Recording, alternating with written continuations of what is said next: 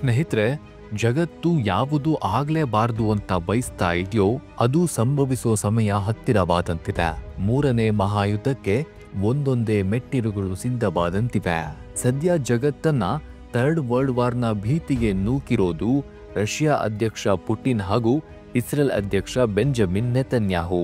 ಇಬ್ಬರು ಒಂದೊಂದು ದಿಕ್ಕಿನಲ್ಲಿ ಕದನ ಕಿಚ್ಚನ್ನ ವ್ಯಾಪಿಸ್ತಲೇ ಇದ್ದಾರೆ. ಈ ಕಿಚ್ಚು ಮೂರನೇ ಮಹಾಯುದ್ಧವಾಗಿ ದಗದಗಿಸೋ ಆತಂಕ ಎದುರಾಗಿದೆ. ಹಾಗಿದ್ರೆ ಪುಟಿನ್ ಹಾಗೂ ನೆತನ್ಯಾಹು ಅವರ ಇತ್ತೀಚಿನ ನಿರ್ಧಾರ, ನಡೆಗಳು ಮಹಾಯುದ್ಧದ ಆತಂಕವನ್ನ ಹುಟ್ಟಿಸ್ತಾ ಇರೋದು ಯಾಕೆ? ಇಬ್ಬರು ಸ್ನೇಹಿತರ ಹುಚ್ಚಾಟದ ಮಧ್ಯೆ ಭಾರತ ಸಂಕಷ್ಟದಲ್ಲಿ ಸಿಲುಕಿರೋದು ಹೇಗೆ? ಈ ಎಲ್ಲದರ ಬಗ್ಗೆ ಈ ವಿಡಿಯೋದಲ್ಲಿ ಡೀಟೇಲ್ ಆಗಿ ತೋರಿಸ್ತೀವಿ. ವಿಡಿಯೋವನ್ನ ಎಲ್ಲೂ ಕೂಡ ಸ್ಕಿಪ್ ಮಾಡದೆ ಕಡೆ ತನಕ ನೋಡಿ. ಹಾಗೇನೆ ನೀವಿನ್ನೂ ನಮ್ಮ ಮೈಂಡ್ ರೆಡ್ಜರ್ ಇನ್ಫೋ ಯೂಟ್ಯೂಬ್ ಚಾನಲ್ಗೆ ಸಬ್ಸ್ಕ್ರೈಬ್ ಆಗಿಲ್ಲ ಅಂದ್ರೆ ಈ ಕೂಡಲೇ ಸಬ್ಸ್ಕ್ರೈಬ್ ಆಗೋದನ್ನ ಯಾವುದೇ ಕಾರಣಕ್ಕೂ ಮರಿಬೇಡಿ. ಸ್ನೇಹಿತರೆ, 2022ರಲ್ಲಿ ಶುರುವಾಗಿರೋ ರಷ್ಯಾ ಉಕ್ರೇನ್ ಯುದ್ಧ ಇನ್ನೂ ಮುಗಿದಿಲ್ಲ. ಈ ಕದನ ಇಂದು ನಿಲ್ಬಹುದು, ನಾಳೆ ನಿಲ್ಬಹುದು ಅಂತ ಕುತೂಹಲದ ಕಣ್ಣಿನಿಂದ ನೋಡ್ತಲೇ ಇದೆ ಜಗತ್ತು. ಆದ್ರೆ ಸಮರ ನಿಲ್ಲೋ ಸೂಚನೆಗಳು ಮಾತ್ರ ಸಿಗ್ತಿಲ್ಲ. ಬದಲಾಗಿ ಇದನ್ನ ಇಡೀ ಯುರೋಪ್ಗೆ ವ್ಯಾಪಿಸೋ ಸಿಗ್ನಲ್ ಕೊಡ್ತಿದ್ದಾರೆ ವ್ಲಾಡಿಮಿರ್ ಪುಟಿನ್. ಎಸ್, ಉಕ್ರೇನ್ ಮೇಲೆ ರಣಭೀಕರ ದಾಳಿಯನ್ನ ಮುಂದುವರೆಸ್ತಲೇ ನ್ಯಾಟೋ ಕಂಟ್ರಿಗಳಾದ ಪೋಲೆಂಡ್ ಹಾಗೂ ರೊಮೇನಿಯಾ ಮೇಲೂ ತಮ್ಮ ಪ್ರಾಬಲ್ಯವನ್ನ ಸಾಧಿಸೋಕೆ ಮುಂದಾಗಿದೆ ರಷ್ಯಾ. ಈಗಾಗಲೇ ಈ ಎರಡು ದೇಶಗಳಲ್ಲಿ ರಷ್ಯಾದ ಡ್ರೋನ್ಗಳು ಹಾರಾಟ ನಡೆಸಿದ್ದು ಯುದ್ಧ ಕಾರ್ಮೋಡ ಆವರಿಸಿದೆ.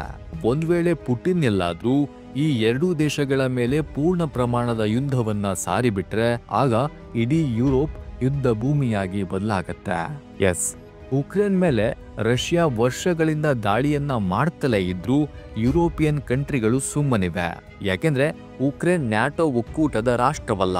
ಹೀಗಾಗಿ ಉಕ್ರೇನ್ಗೆ ಬೇಕಾದ ಶಸ್ತ್ರಾಸ್ತ್ರಗಳನ್ನ, ಯುದ್ಧ ಸಹಾಯವನ್ನ ಮಾತ್ರವೇ ಯುರೋಪಿಯನ್ ದೇಶಗಳು ಮಾಡ್ತಿವೆ. ಆದ್ರೆ ಒಂದು ವೇಳೆ ರಷ್ಯಾ ಎಲ್ಲಾದ್ರೂ ಪೋಲೆಂಡ್ ಹಾಗೂ ರೊಮೇನಿಯಾ ದೇಶಗಳ ಮೇಲೆ ದಾಳಿ ಮಾಡಿದ್ರೆ ಆಗ ನ್ಯಾಟೋ ದೇಶಗಳು ಅಖಾಡಕ್ಕೆ ಇಳಿಯಲೇಬೇಕಾಗಿ ಬರುತ್ತೆ. ಅಷ್ಟೇ, ಅಮೆರಿಕ ನೇತೃತ್ವದ ನ್ಯಾಟೋ ರಷ್ಯಾ ವಿರುದ್ಧ ಒಟ್ಟಾಗಿ ತಿರುಗಿ ನಿಂತ್ರೆ ಮುಗೀತು ರಷ್ಯಾ ಕತೆ. ಆದ್ರಿಲ್ಲಿ ನ್ಯಾಟೋ ದೇಶಗಳು ಒಗ್ಗಟ್ಟು ತೋರಿಸ್ತಾವ ಅನ್ನೋದೇ ಅನುಮಾನ. ಇಫ್ ಇನ್ ಕೇಸ್ ಎಲ್ಲಾದ್ರೂ ಬಿರುಕು ಮೂಡಿದ್ರೆ ರಷ್ಯಾ ಹೋರಾಟ ಮುಂದುವರಿಸುತ್ತೆ, ಚೀನಾ ಉತ್ತರ ಕೊರಿಯಾದ ಸಹಾಯವನ್ನು ಪಡೆದುಕೊಳ್ಳುತ್ತೆ. ಇನ್ನು ಇಸ್ರೇಲ್ ಪ್ರಧಾನಿ ಬೆಂಜಮಿನ್ ನೆತನ್ಯಾಹು ಮೂರನೇ ಮಹಾಯುದ್ಧಕ್ಕೆ ಹೇಗೆ ಮುನ್ನುಡಿ ಬರಿತಾ ಇದ್ದಾರೆ ಅನ್ನೋದನ್ನ ನೋಡೋದಾದ್ರೆ ಈಗಾಗಲೇ ಪ್ಯಾಲೆಸ್ತೀನ್, ಲೆಬನಾನ್, ಸಿರಿಯಾ ಮತ್ತು ಇಸ್ರೇಲ್ ಮೇಲೆ ದಾಳಿ ಮಾಡಿದ್ದಾರೆ. ಆದ್ರೆ ಇಸ್ರೇಲ್ ಯಾವಾಗ ಇರಾನ್ ಮೇಲೆ ದಾಳಿ ಮಾಡ್ತೋ ಆಗ ಇಡೀ ಮಧ್ಯಪ್ರಾಚ್ಯಕ್ಕೆ ಈ ಯುದ್ಧ ಆವರಿಸಬಹುದು ಅನ್ನೋ ಆತಂಕ ಎದುರಾಗಿತ್ತು. ಇದೀಗ ಮತ್ತೆ ಇಂಥದ್ದೇ ಭೀತಿ ಎದುರಾಗಿದೆ. ಕಾರಣ ಕತಾರ್ ಮೇಲೆ ಇಸ್ರೇಲ್ ಮಾಡಿರೋ ದಾಳಿ. ಎಸ್, ಹಮಾಸ್ ಲೀಡರ್ಗಳ ಕತೆ ಮುಗಿಸೋಕೆ ಕತಾರ್ ಮೇಲೆ ಇಸ್ರೇಲ್ ದಾಳಿ ಮಾಡಿದೆ. ಇಸ್ರೇಲ್ ಸೇನಾಶಕ್ತಿ ಮುಂದೆ ಕತಾರ್ ಏನೇನೂ ಅಲ್ಲ. ಆದ್ರೆ ಪುಟ್ಟ ರಾಷ್ಟ್ರವಾದ್ರೂ ಸಹ ರಾಜತಾಂತ್ರಿಕವಾಗಿ ಕತಾರ್ ಬಲಿಷ್ಠ ರಾಷ್ಟ್ರ, ಆರ್ಥಿಕವಾಗಿಯೂ ಸಿರಿವಂತ ರಾಷ್ಟ್ರ. ಎಲ್ಲಕ್ಕಿಂತ ಹೆಚ್ಚಾಗಿ ಇದೊಂದು ಇಸ್ಲಾಮಿಕ್ ಕಂಟ್ರಿ. ಈಗಾಗಲೇ ಕತಾರ್ ಪ್ರತೀಕಾರದ ಮಾತನ್ನಾಡ್ತಿದೆ. ಆದ್ರೆ ಯಾವ ರೀತಿಯ ಪ್ರತೀಕಾರ ಅನ್ನೋದು ಇನ್ನೂ ಸ್ಪಷ್ಟವಾಗಿಲ್ಲ.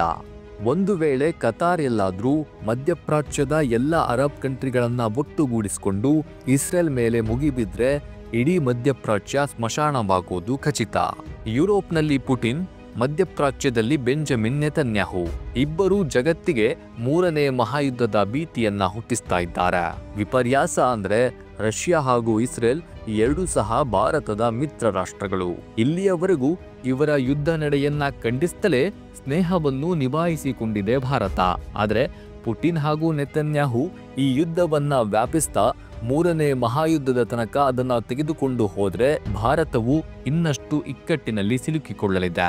ಸ್ನೇಹಿತರೆ, ಪುಟಿನ್ ಹಾಗೂ ಬೆಂಜಮಿನ್ ನೆತನ್ಯಾಹು ನಡೆಸ್ತಾ ಇರೋ ಯುದ್ಧಗಳು, ಹಾಗೇನೆ ಆ ಯುದ್ಧ ವ್ಯಾಪಿಸ್ತಾ ಇರೋ ರೀತಿ, ಈ ಬಗ್ಗೆ ನಿಮ್ಮ ಅಭಿಪ್ರಾಯ, ಅನಿಸಿಕೆ ಏನು ಅನ್ನೋದನ್ನ ಕಮೆಂಟ್ ಮಾಡಿ ತಿಳಿಸಿ. ಈ ವಿಡಿಯೋ ಇಷ್ಟವಾಗಿದ್ರೆ ಲೈಕ್ ಮಾಡಿ, ಶೇರ್ ಮಾಡಿ. ಇಂತಹ ಇನ್ನಷ್ಟು ಇಂಟ್ರೆಸ್ಟಿಂಗ್ ಕಂಟೆಂಟ್ಗಳಿಗಾಗಿ ನಮ್ಮ ಮೈಂಡ್ ರೆಡ್ಜರ್ ಇನ್ಫೋ ಯೂಟ್ಯೂಬ್ ಚಾನಲ್ಗೆ ಸಬ್ಸ್ಕ್ರೈಬ್ ಆಗೋದನ್ನ ಯಾವುದೇ ಕಾರಣಕ್ಕೂ ಮರಿಬೇಡಿ. ನಮಸ್ಕಾರ.